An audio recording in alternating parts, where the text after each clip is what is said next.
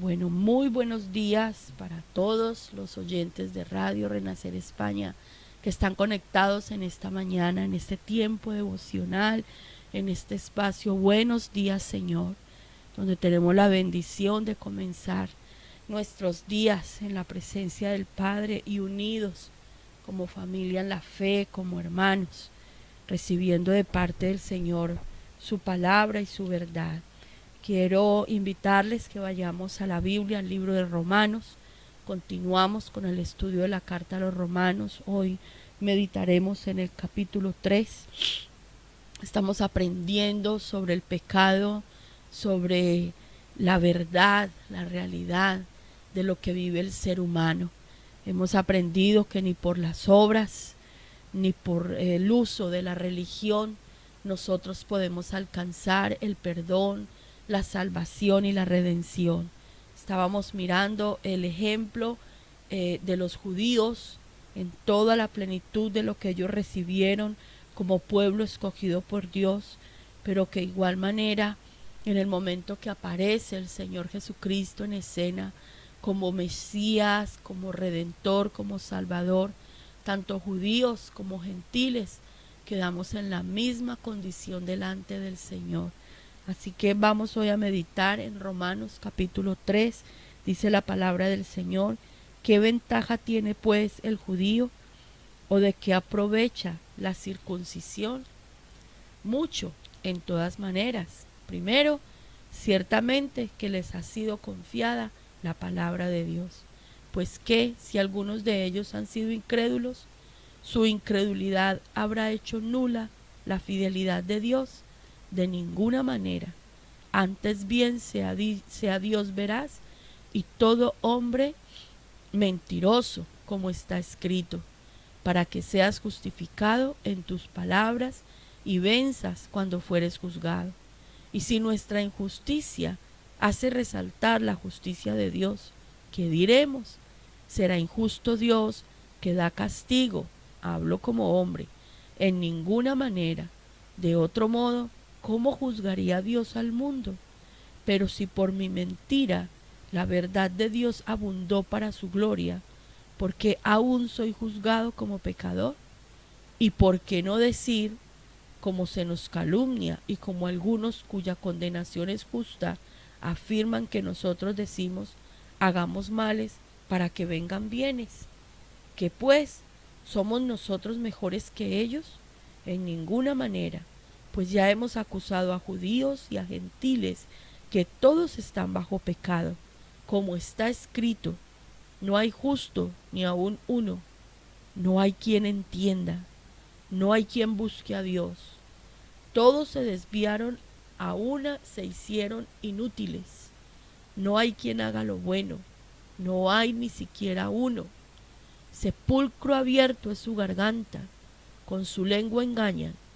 Veneno de áspides hay debajo de sus labios. Su boca está llena de maldición y de amargura. Sus pies se apresuran para derramar sangre. Quebranto y desventura hay en sus caminos, y no conocieron camino de paz.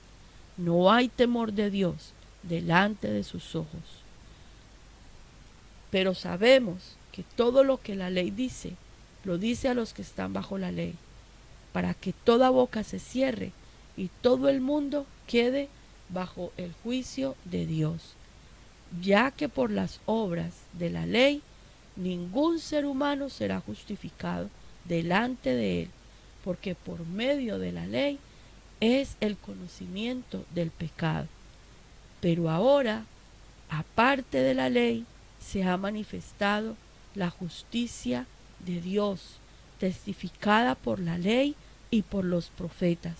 La justicia de Dios por medio de la fe en Jesucristo para todos los que creen en Él, porque no hay diferencia, por cuanto todos pecaron y están destituidos de la gloria de Dios, siendo justificados gratuitamente por su gracia, mediante la redención que es en Cristo Jesús, a quien Dios puso como propiciación por medio de la fe en su sangre, para manifestar su justicia, a causa de haber pasado por alto en su paciencia los pecados pasados, con la mira de manifestar en este tiempo su justicia, a fin de que Él sea el justo y el que justifica al que es de la fe de Jesús.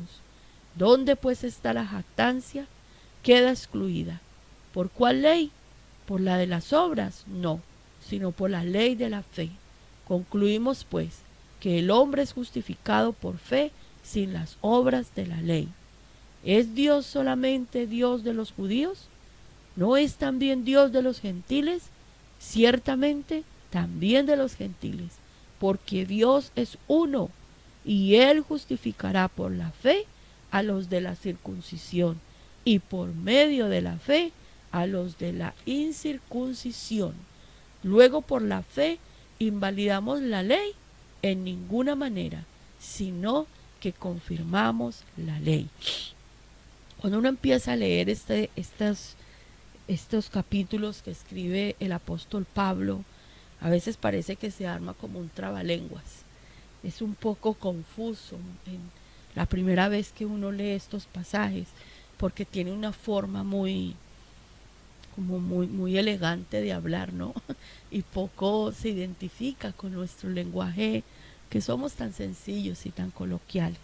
Pero bendita sea la palabra del Señor, que trae vida a nosotros y nos permite el Espíritu Santo comprender la dimensión de lo que el Señor nos quiere enseñar a través del apóstol. Como veníamos estudiando la religión de los judíos, el judaísmo, contestaba que uno puede llegar a estar en una debida relación con Dios cumpliendo meticulosamente todo lo que manda la ley, ¿cierto? En eso se basa la religión judía. O sea que eso equivaldría a decir algo así sencillo, que nadie tiene ninguna posibilidad de llegar a estar en una relación con Dios, pues porque nadie puede cumplir perfectamente todos los mandamientos de la ley. O sea, cuando nos ponemos a estudiar la Torá, son como 613 mandamientos. Uno pensaba que eran los 10 mandamientos de Éxodo 20. Esos mandamientos de Éxodo 20 son la carta magna, son la constitución del reino, por decirlo así. Pero de cada uno de esos mandamientos se genera toda una ley, ¿no? Toda una legislación. Hay códigos para la vida religiosa, hay códigos para las relaciones familiares, hay códigos para las relaciones con los demás, para los negocios, para todo. Cuando estudiamos Levítico, Deuteronomio, los números, es tremendo todos los mandamientos que están escritos, y nosotros nos quedamos así como, ¿cómo vamos a hacer nosotros para cumplir todo eso, cierto? ¿Cómo hacemos nosotros para obedecer todas esas cosas? En nuestras fuerzas y en nuestra humanidad eso es imposible, ¿verdad? Entonces, cuando nosotros venimos aquí a Romanos capítulo 3, el apóstol Pablo nos responde que la ley nos sirve para que nos demos cuenta de la realidad de nuestro pecado y de nuestra situación como ser humanos delante del Señor. Cuando nosotros comenzamos a conocer la ley, intentamos cumplir a nuestras fuerzas, nos damos cuenta que no podemos, que necesitamos una ayuda sobrenatural en nuestras vidas. Mirando solamente la ley, para nosotros es imposible llegar al Señor, acercarnos a Dios, porque siempre habrán cosas que no alcanzamos a cumplir. Por eso, aquí en este capítulo 3 de Romanos, el apóstol Pablo dice en el versículo 28, concluimos pues que el hombre es justificado por fe sin las obras de la ley. Y esa fe no es más otra cosa que la fe en Jesucristo, el mediador. Jesucristo es la respuesta que trajo Dios al pecado y a la degradación del ser humano. Jesucristo es la justicia de Dios obrando en nosotros. Por eso el camino que a nosotros nos lleva a Dios no es el camino de la ley, sino el camino de la gracia. No las obras, sino la fe. No la religión, sino la transformación de la vida. Una vida consagrada a Cristo. Una vida transformada, por el Maestro. Nosotros no podemos pretender acercarnos a Dios por nuestras propias fuerzas. No podemos pretender permanecer en el Señor en nuestro propio razonamiento y como nosotros creemos que son las cosas. No, es solamente a través de Jesucristo. Por eso el Señor lo dejó muy claro en el Evangelio de Juan, en el capítulo 14, cuando nos decía hace unos días: yo soy el camino, la verdad y la vida. Nadie va al Padre sino por mí. No hay otra forma de que el hombre se acerque a Dios sino a través de Jesucristo. Y vamos a mirar el ejemplo de un tribunal, de acuerdo a lo que estamos leyendo hoy, en lo que llamamos justificación. Vamos a ver, en este ejemplo se piensa que el hombre se encuentra ante el tribunal de Dios, ¿cierto? Y obviamente, pues delante de Dios, el ser humano es totalmente culpable. De todo lo que se le acusa es culpable. Sin embargo, Dios como juez, en esa gran misericordia que le caracteriza, trata al ser humano y le considera como si fuera inocente. Eso es la justificación. Y esa justificación solamente nosotros la podemos recibir por la obra de Cristo en la cruz. Cuando usted y yo vamos como seres humanos delante de Dios, somos reos de muerte, somos culpables de muerte por el pecado que entró al mundo por un hombre, como dice la Biblia, por ese el pecado entró la muerte, y a eso le sumamos todo lo que nosotros hemos hecho. Pero cuando nosotros aceptamos el sacrificio de Cristo, entonces el Padre delante de ese tribunal nos ve a nosotros justificados, porque el Señor Jesús pagó el precio de nuestra justificación. Entonces Dios puede tratar al malvado ser humano como si fuese bueno, ¿cierto? Como si no tuviera más culpa. Y eso es algo tremendo. Eso nos muestra a nosotros el amor de Dios de una manera sobrenatural, porque nosotros éramos responsables, ¿no? Y dignos de muerte por nuestro pecado, pero por la obra de Cristo, entonces nosotros podemos recibir el perdón y el amor del Padre. Aunque somos pecadores, nosotros seguimos siendo objetos de su amor. Y cuando descubrimos eso y lo creemos, entonces cambia radicalmente nuestra relación con Dios, porque nosotros ya no vamos a buscar a Dios aterrados, temerosos, solamente por miedo al castigo y alejados, sino que a nosotros nos va a acercar el amor. Y créame que cuando nosotros pasamos del miedo al amor, nuestra entrega se convierte en algo pleno e incondicional para el Señor. Una cosa es que usted y yo nos relacionemos con Dios desde el aspecto del miedo, como sucede con los religiosos, ¿cierto? Tienen mucho miedo del castigo, mucho miedo del infierno, pero no se logra comprender una dimensión más alta, que es el sacrificio por amor a nosotros, que nos acerca al Padre, y que por amor nosotros podemos tener una relación mucho más plena y más profunda con el Señor, donde hay una verdadera transformación de vida. También encontramos el ejemplo del sacrificio, y en este ejemplo del sacrificio nos dice que Dios hizo que Jesús fuera el que ganara el perdón de nuestros pecados.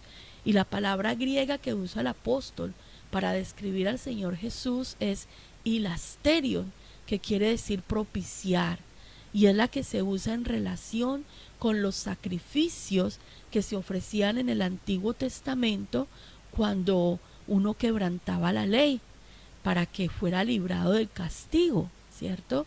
Entonces, por eso el apóstol Pablo dice que el Señor Jesucristo, con su vida de obediencia y su muerte por amor, le ofreció a Dios el único sacrificio que puede expiar el pecado real y verdaderamente. Y por eso el apóstol insiste en lo que sucedió en la cruz, que es lo que nos abre la puerta para que volvamos a estar en una relación de vida y plena con Dios, cosa que no puede lograr ningún otro sacrificio. En el Antiguo Testamento se ofrecían animales, pero el Señor Jesucristo se ofreció a sí mismo. para el perdón de nuestros pecados. Él pagó el precio. Él es la propiciación. Recordemos que Él lo hizo todo. Nosotros lo que tenemos que hacer es apropiarnos de esa obra, recibirla con gratitud y aceptarla por amor, y relacionarnos con el Señor por amor y gratitud. Ahora, hay otro ejemplo que también nos lleva a comprender la dimensión de la obra redentora de Cristo, y es el ejemplo de la esclavitud. Aquí nos habla de una liberación que se ha obrado en la persona de Jesucristo, y la palabra griega que se usa es apolitrosis, que significa rescate, redención, liberación. ¿Qué quiere decir esto? Que toda la humanidad estaba bajo el poder del pecado, y Jesucristo es el único que podía traer libertad. Por eso dice el apóstol Pablo que Dios hizo todo esto porque Él es un Dios justo, y Él acepta como justo al que cree en Jesucristo, al que acepta a Jesucristo en su corazón. Lo que más sorprende de todo esto es que Dios es justo y acepta al pecador como si fuera justo, solamente por la obra de Cristo. O sea, el Señor, nuestro Padre, en su santidad, en su perfección, nos recibe a nosotros en perfección solamente por la obra de Jesucristo en la cruz. No hay otra manera, no hay otra manera. Y esto es lo que marca la diferencia entre vivir por ley o vivir por la gracia del Señor. Nosotros hemos sido comprados por la gracia. Usted y yo somos llamados a recibir la gracia. La gracia es un regalo que no se merece, pero que aún así nos ha sido entregado. Y cuando usted y yo entendemos esto, podemos amar al Señor de todo nuestro corazón. Nosotros no podemos valorar lo que se hizo por nosotros si no entendemos la verdadera situación en la que estábamos. Y por eso el apóstol Pablo, a través de esta carta, nos va a dejar ver la verdadera situación en que estábamos nosotros como seres humanos, como pecadores. Aquí dice en el versículo 23, por cuanto todos pecaron y están destituidos de la gloria de Dios. Sobre toda la tierra, todos los seres humanos estamos en igual condición.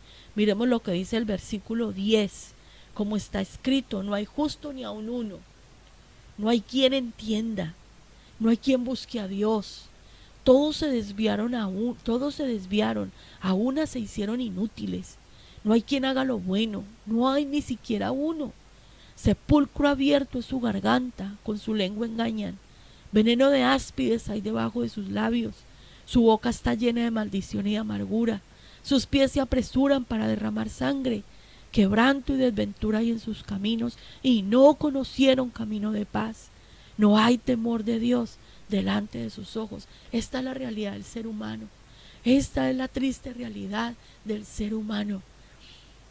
Cuando nosotros comenzamos nuestro curso de formación, en el primer nivel, la primera lección habla de la salvación, y comenzamos haciéndonos una pregunta: ¿es usted bueno? ¿Se considera usted bueno? Y ha sido muy interesante ver la reacción de los estudiantes en las clases, porque todos dicen: yo soy muy buena persona, yo sí me considero buena persona, yo soy bueno, yo no le hago mal a nadie, yo no robo, yo no mato, yo procuro llevarme bien con todo el mundo, yo soy bueno. Pero lo que la palabra de Dios nos enseña es que no hay nadie bueno. Nosotros por nuestra naturaleza no sabemos hacer lo bueno. Es muy triste nuestra situación, es muy triste la situación del mundo. El ser humano sin Cristo está perdido. Yo quiero que usted esta mañana, conforme a esto que está recibiendo, visualice su familia. Mire solamente su familia, no vamos a mirar más allá. Mire su familia. Piensa en su padre, en su madre, en sus hermanos, en sus hijos. Esto que dice aquí, versículo del 10 al 18, es la realidad de ellos, si no tienen a Cristo en su vida. Esa es la realidad de nuestra familia. Esa es la realidad de nuestros amigos, de nuestros compañeros de trabajo, que no tienen una relación con Cristo, que no han encontrado la salvación de sus vidas. De esto nos sacó a nosotros el Señor. Entonces, la La solución a los conflictos que tienen esas personas a quienes amamos no es ir a un psicólogo, no es que se case, no es que tenga un hijo, no es que estudie, no es que vaya a la universidad, no es que tenga más amigos, no es que tenga mejor vida social, no, nada de eso es la solución a los conflictos, a las necesidades que hay en el corazón del ser humano. La única respuesta es Cristo. Sin Cristo estamos perdidos, sin Cristo nosotros estamos en la inopia, estamos condenados al infierno y a una eternidad sin Dios. El único camino que nos lleva al Padre es Jesucristo. La única respuesta para el ser humano es Jesucristo. De nada sirven los títulos universitarios, de nada sirve casarse, de nada sirve traer hijos al mundo, de nada sirve tener dinero, comprar una casa nueva. De nada sirve tener muchos amigos, hacer muchos viajes, si no hemos nacido de nuevo, si no hemos experimentado el perdón y la gracia de Dios en nuestras vidas, si no hemos sido rescatados de la esclavitud del pecado y de la muerte. El único camino para judíos y gentiles, para españoles y colombianos, para ricos y pobres, para blancos y negros, etcétera, etcétera, es Jesucristo. Y aquí lo dice muy clara la palabra, lo dice muy claro. En el versículo 29, Dios solamente Dios de los judíos, no es también Dios de los gentiles, ciertamente también de los gentiles, porque Dios es uno, y Él justificará por la fe a los de la circuncisión, y por medio de la fe a los de la incircuncisión. Y si en el versículo 23 dice que por cuanto todos pecaron, están destituidos de la gracia de Dios, el versículo 24 es precioso, siendo justificados gratuitamente por su gracia, mediante la redención que es en Cristo Jesús. Ojalá usted y yo nos memoricemos estos dos versículos, Romanos 3, 23 y 24. Por cuanto todos pecaron, están destituidos de la gloria de Dios, siendo justificados gratuitamente por su gracia, mediante la redención que es en Cristo Jesús. Ahora, ¿qué vamos a hacer con la ley? ¿Qué vamos a hacer con la ley dada? ¿Vamos a pasar por alto la ley? No, ahora vamos a poder obedecer todos los mandamientos que el Señor nos ha mandado. Y nuestro camino con Cristo es aprender a vivir obedeciendo esos mandamientos, pero ya no para salvación, ya no es para salvación, sino que es para agradar al Padre y que nuestras vidas vayan de lo bueno a lo mejor y de lo mejor a lo excelente, porque cuando usted y yo guardamos los mandamientos, estamos siendo protegidos del poder de destrucción del pecado en nosotros. Tenemos a Cristo, somos justificados, somos perdonados, se pagó el precio de nuestra redención, tenemos comunión con el Padre, y cuando obedecemos su palabra, cuando guardamos los mandamientos, primero estamos agradando al Padre, estamos mostrando nuestra gratitud y amor por lo que Él ha hecho en nuestras vidas, y estamos siendo protegidos y guardados del poder destructivo del pecado en el ser humano, porque siempre la paga del pecado será la muerte y traerá consecuencias a nuestras vidas. El que conoce esto, el que conoce la palabra, el que conoce el mandamiento y lo invalida, la Biblia le llama el transgresor de la ley. Eso es pecado, transgredir la ley. Conozco la verdad, conozco el mandamiento y sin embargo hago algo totalmente diferente. Soy transgresor. El pecado es errar, es no dar en el blanco, es quedarse corto. La descripción de lo que es el pecado es mucho más profundo que no hacer la voluntad de Dios.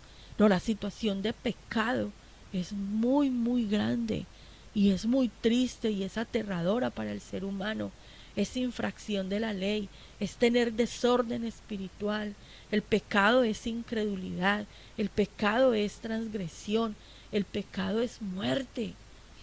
Y la única respuesta para el pecador está en Cristo Jesús. Que esto nos lleve, mis amados hermanos, a ser agradecidos y amar al Señor por lo que Él ha hecho en nosotros, aborrecer el pecado y tomar en nuestro corazón la determinación de no volver al pecado, sino aferrarnos a la nueva vida que el Señor Jesucristo nos ha entregado, acercarnos a Dios por amor, no por miedo, por gratitud, no por temor. Y que esto despierte nuestro ser interior, nuestra mente, que despierte nuestro entendimiento, para que usted y yo hagamos bien la tarea de llevar el evangelio a nuestra casa, de hablarle claro a nuestros hijos, de hablarle claro a nuestros familiares y a toda persona que se acerque a nosotros, no irnos por las ramas, porque no sabemos, miren, la muerte está ahí y no sabemos en qué momento cualquier persona es llamada a partir de este mundo, y si no ha entregado su vida al Señor, créame que va a una condenación eterna. Esa es la realidad y nosotros lo tenemos que entender, tenerlo claro. Esto nos tiene que llevar a que en nuestro corazón se despierte un amor por los perdidos, el amor con el que el Padre nos amó a nosotros, y una intensidad en nuestras vidas por traer el reino de Dios, por anunciar el evangelio, por decirle a mi familia claramente lo que tienen que hacer, cómo tienen que cambiar sus vidas. Créanme que habrá momentos en que nos rechacen, se burlen de nosotros, la gente se enfada, la gente no entiende, pero no importa. Usted y yo tenemos una labor. Así como la Torá, la ley le fue entregada a los judíos y tenían que alumbrar el mundo con esa ley, ahora nosotros hemos recibido la gracia, la luz del evangelio, y el Señor nos ha puesto aquí para que llevemos luz donde hay tinieblas, el amor de Dios donde reina el odio y el caos, la vida de Cristo donde lo que hay es muerte y destrucción. Padre, damos gracias por esta bendita palabra en esta mañana y te bendecimos, mi buen Señor y Dios, por esa obra redentora que tú has operado para nosotros.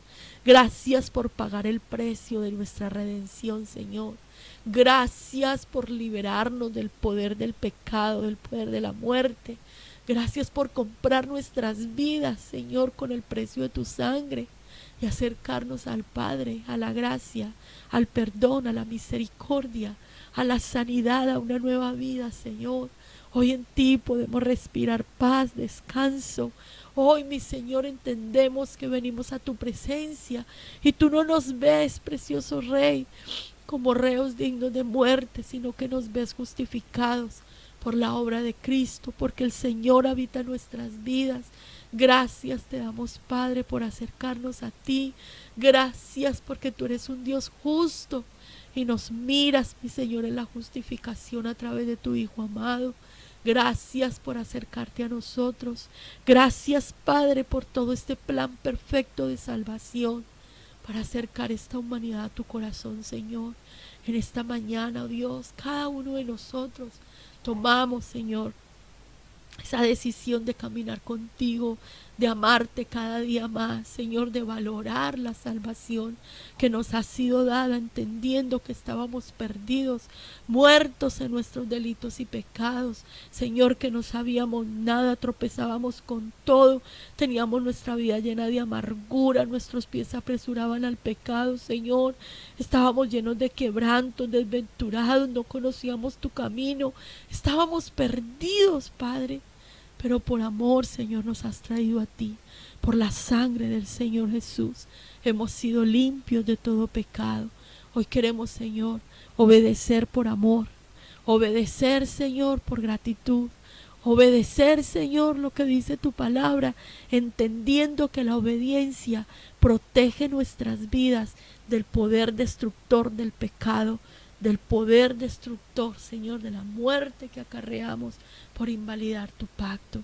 Y que tu amor, mi Señor, el que se derramó por nosotros, inunde nuestros corazones para amar de verdad a los que están perdidos sin ti y llevarles esta palabra, Señor, y hablarles de tu amor, y que la única respuesta a sus vidas es Jesucristo, Señor, no el esfuerzo humano ni la vanidad que este mundo ofrece. Gracias te damos, Señor, por tu palabra. Gracias por tu grande amor.